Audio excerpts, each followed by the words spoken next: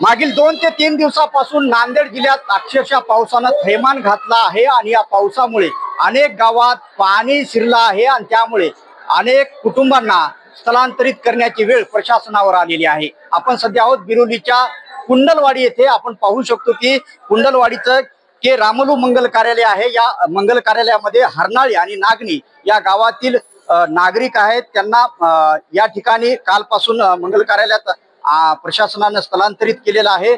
संपूर्ण नागरिक जवळपास या ठिकाणी 1000 ते 1200 नागरिक या ठिकाणी स्थलांतरित करण्यात आलेले आहेत। त्यांची सोय या ठिकाणी प्रशासनाच्या वतीने करण्यात आलेली आहे। दुसरीकडे आरोग्य पथक देखील त्या ठिकाणी आहेत। त्यांच्या वतीने देखील यांची आरोग्याची तपासणी आणि संपूर्ण सुविधा प्रशासनाच्या वतीने देण्यात येत आहे।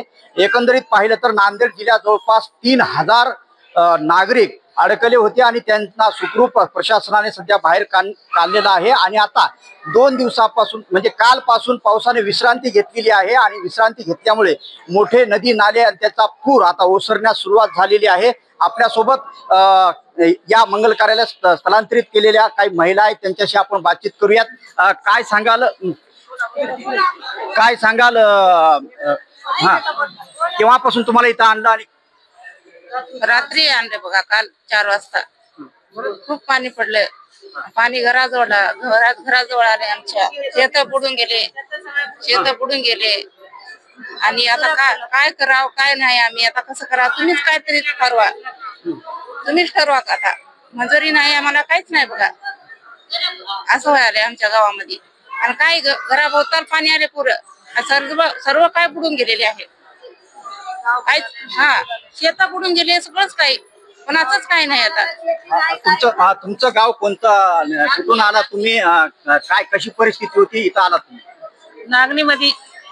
नागणीमध्ये खूप पाणी शिरलंय, आम्हाला खायला काही नाही, सगळं सोडून टाकून आम्ही निघून आले। 4 वाजता इथं रात्री इथं आल्या आमची व्यवस्था झाली जेवणाची। आता गेल्यावर घरी आम्हाला काय खायला भेटेल? कामं नाहीत, काही नाहीत। आता सगळे सोयाबीन बुडून गेलेत, काय खावं? आम्हाला काहीतरी पाहिजे, मदत करावं पाहिजे आम्हाला। आता थोड्याच वेळात पालकमंत्री येणार आहे, त्यांच्याकडे काय मागणी कराल? आम्हाला काहीतरी द्यावं लागते, आम्हाला काहीतरी दिलं पाहिजेच। आमचे लेकरं बाळ काय खावं, आम्ही काय खावं? आम्हाला पाहिजेच काहीतरी। तुम्हाला शेती किती होती आणि आता शेतीची काय परिस्थिती असेल? शेती काही नाही सर, शेती काही नाही। आम्ही लोकांचे काम करून करावं तर खावं, आमच्या घरी काही नाही। गावातली शेती आहे सगळ्या लोकांची, आम्ही मंजुरी करावं तर खावं, आम्हाला शेती नाही, काही नाही। निश्चितच गावात शेती असेल ना, शेती काय परिस्थिती? सगळी बुडून गेली सर, तर आता आम्ही काय करावं? आम्ही गरीब लोक आहोत, आमच्या गावाला पुरी शेती गेली। हा शेती गेली सगळीच, आता पुरी शेती गेली आमच्या गावाला। काहीतरी आमची सोय करा, पुरा शिवार बुडून गेला पाटलायचा।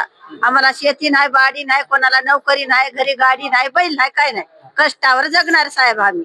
आता इथून आमचा मार्ग काहीतरी दाखवा आम्हाला। घरात पाणी वगैरे गेलं? आता चिपकोल आहे तुम्हाला दाखी त्या घरामध्ये काही जणांच्या। इथं तुम्ही आलात काय कालपासून, कशी सुविधा वगैरे केली? हा इतरी सोय झाली साहेब, डोंगराची सोय आमच्या जन्माला जाते, काय जन्माला जाते।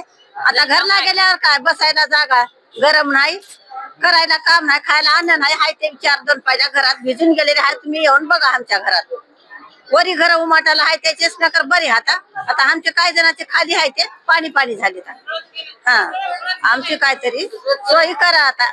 निश्चितच ह्या होत्या महिला, 2 दिवसाची त्यांची इथं सोय झाली, परंतु पुढची सोय कोण करणार अशा भावना त्यांनी यावेळेस बोलताना व्यक्त केलेल्या आहेत। संजय सूर्यवंशी, साम टीव्ही न्यूज, कुंडलवाडी, नांदेड। आता isakal.com आहे देशातील नंबर 1 ची मराठी न्यूज वेबसाईट। प्रत्येक अपडेटसाठी isakal.com ला नक्की भेट द्या।